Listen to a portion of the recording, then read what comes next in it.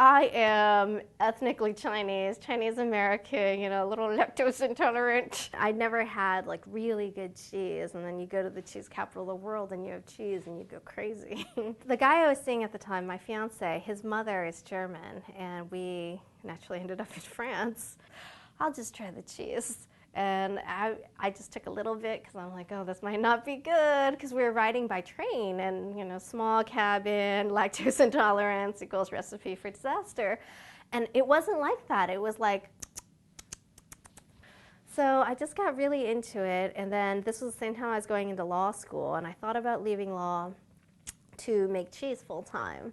And no one thought that was a good idea. And then when I started making cheese, I was really scientific about it, because I think that's just the way I go about things. And I used like a pipette, and I used a very accurate scale to measure things for salt and different kinds of cultures, because I just didn't know. I followed recipes.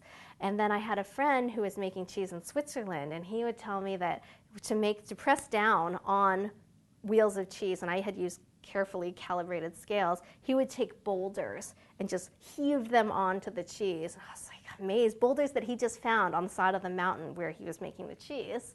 And then for salt, he would take fistfuls of salt, and he would just know exactly how much salt to use. Cheese is living, and you don't know what's in the air, the humidity at the time, how much protein is in the milk, what the cow was eating, what's in the grain, was it organic, what kind of soil was it. The cow might have been having a good day or a bad day. Well, I'm high up in the mountains, so I need less rennet to coagulate the cheese. Or, oh, I'm high up in the mountains and the cow ate a lot of buttercups, so it'll be a sweeter cheese, so I'll use less salt. Be flexible and learn from the cheese, and take what the cheese is telling you and say 2 boulders or 3. Cheese is really it's a little cranky, it's a little sensitive. It's kind of a diva. And I think with all of those tiny little changes that you only know through experience of being out there and making cheese, it makes a much better cheese than me scientifically in a lab coat trying to figure things out when I'm so removed from the process. I don't hate any kind of cheese.